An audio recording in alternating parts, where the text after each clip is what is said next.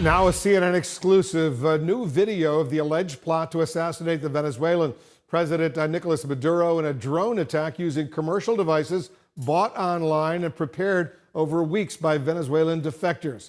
Our senior international correspondent Nick Payton-Walsh has the story for us. Nick, you had a chance to talk to one of the apparent organizers of the attack. Update our viewers on what you learned.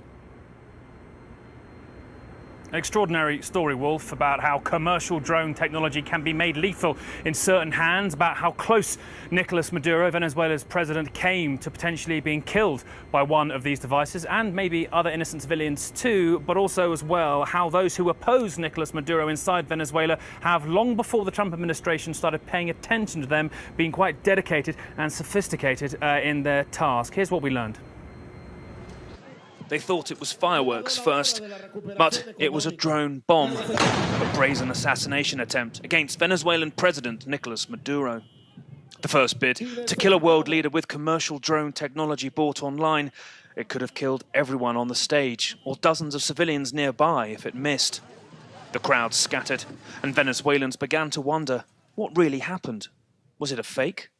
Even now, the opposition leader Juan Guaido told CNN he condemned the attack and thinks Maduro staged it to get sympathy. It ends up making them look like victims, he said.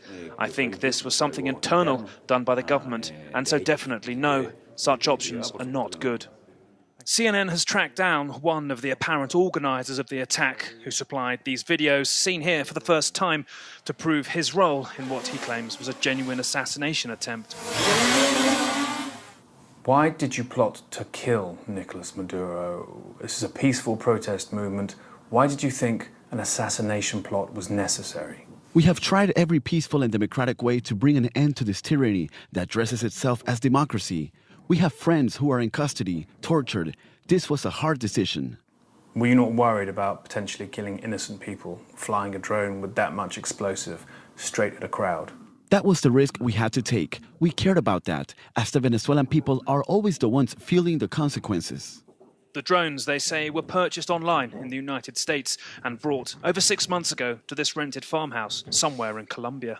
We aren't showing you the details of how they say they made the bomb here, but they blew one up in a test. And in the remote countryside, they practiced the tricky bit.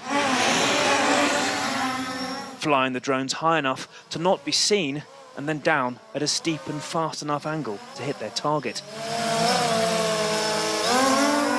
A garden tent here. They even try it at night, in case that's when their chance to strike comes.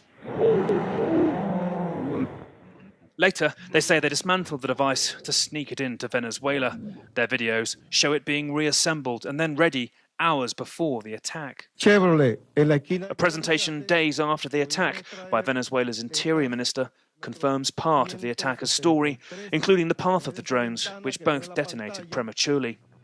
The cell signal blockers that protect Maduro from attack had been switched off, the organizer said, but suddenly came back on, thwarting the attack.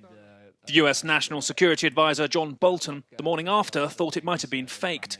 A pretext set up by the Maduro regime itself to something else. But US officials briefed on the intelligence have since concluded the attack was a genuine attempt gone wrong. And separately, the organizer said he met with several US officials 3 times after the attack.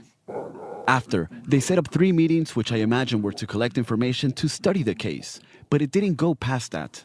And did they offer to help you try something like this again, or were these meetings just about them finding out more about you? I think both. They wanted to get information, and then we asked for things in return. They took notes on this, and we asked if they would be able to help. Then they simply left with their notes, and they never appeared again. CNN could not find proof these alleged meetings happened. A State Department spokesperson would not comment on the claim, but to say, our policy is to support a peaceful transition in Venezuela. Venezuelan officials said the plot, which shook their capital, was assisted by Colombia and the US, which both have denied. It unveiled a blend of lethality and ingenuity, using technology that's terrifyingly simple to get.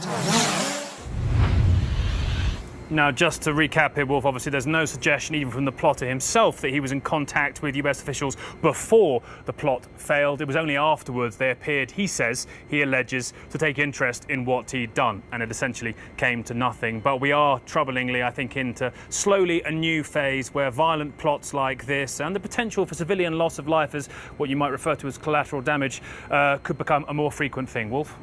Excellent reporting from Nick Payton-Walsh, joining us from Bogota, Colombia. Thank you so much.